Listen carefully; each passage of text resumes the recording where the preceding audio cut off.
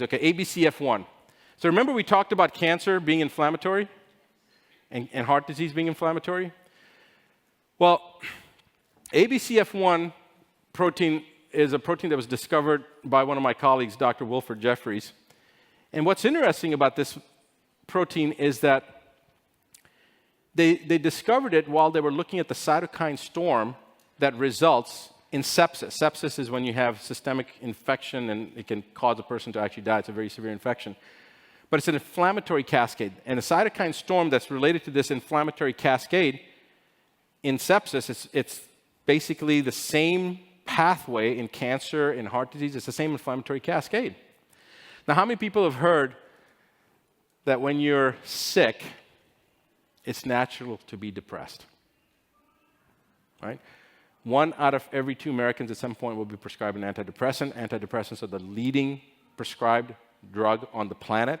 Something like 60% of the world's population has experienced an antidepressant.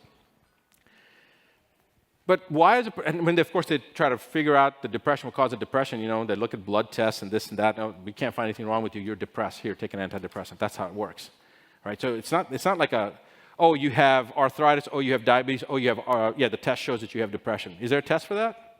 No, because they just say if they can't figure it out, well, it's depression. Get out of my clinic. Here's a prescription. Have a good life. That's not how medicine should be practiced, but that is. So it's associated that depression happens when a person has a reason to be depressed. Their cat died, they have cancer, they have heart disease. It's natural to be depressed. Here's a problem.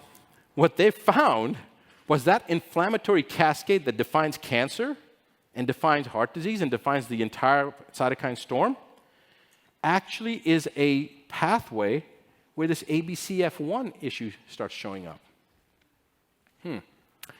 So now you've got this protein that seems to be related to depression because they had seen this ABC1 is related to depression, but they saw it in the pathway in the cytokine storm. So to test this, they took macrophages, white blood cells, they took macrophages, and they introduced a substance, an antidepressant, a drug, Lexapro was the brand name. They introduced this into the macrophages thinking that, okay, if there is a change, because Lexapro is an antidepressant, so it's supposed to make a person feel better, right? So if we can take these macrophages, these white blood cells that are depressed, I assume they were depressed, I don't know how they questioned the macrophages. No, they basically were looking at the macrophages, they wanted to introduce the Lexapro into them, and they wanted to see what's going to happen to the ABCF1, thinking that if their hypothesis was correct, that inflammatory cascade, that this ABCF1 was actually related to the inflammatory cascade and it's actually related to depression, then if we introduce this antidepressant, we should see some kind of a rise in ABCF1 in these macrophages, right?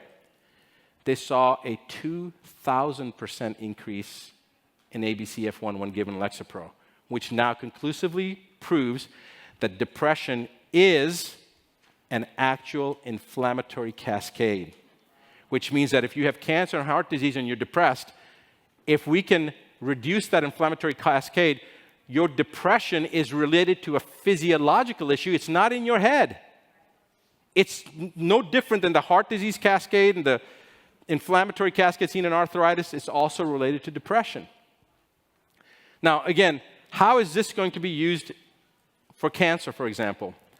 Because there's certain naturally occurring molecules. There's certain naturally occurring molecules that Big Pharma has always been based on what's naturally occurring, right? And then they try to see if they can isolate it. Like graviola. How many people know about graviola? John Easterling showed graviola on stage, right? Graviola, did you know that Merck tried to get a patent on graviola back in the, I think, 1980s, 1990s? So all drugs start from a natural place. We can take things such as soursop, which is graviola, okay? Or saffron, or there's many different molecules that will have an association with negating depression. High-dose fish oils, we know that that helps with depression, right?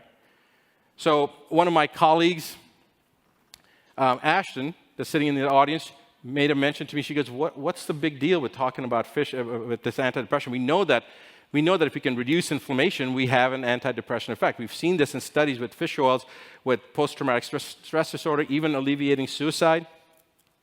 So what's the big deal? The big deal is that now we can isolate what molecules and natural substances will naturally decrease depression.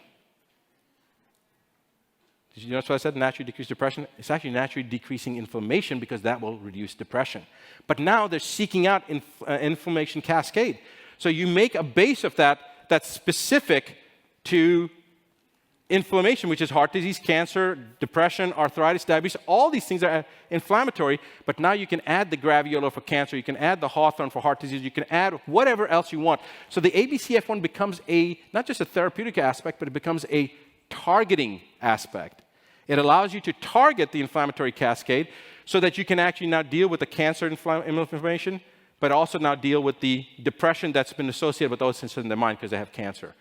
The impact, the implications of that are profound. It will change how we see people and how we treat people, because when you hear somebody's depressed or they're on a antidepressant, what's the connotation that you think of? What's that? There you go. Get over it, some people say. Other people may feel pity. Oh, that poor person, they have mental illness. This is a physiological response. If you fall and you hit your knee, it's going to swell up. It's the same thing. Yet we're treating this as something where it's in a person's head. So the implications of this are huge.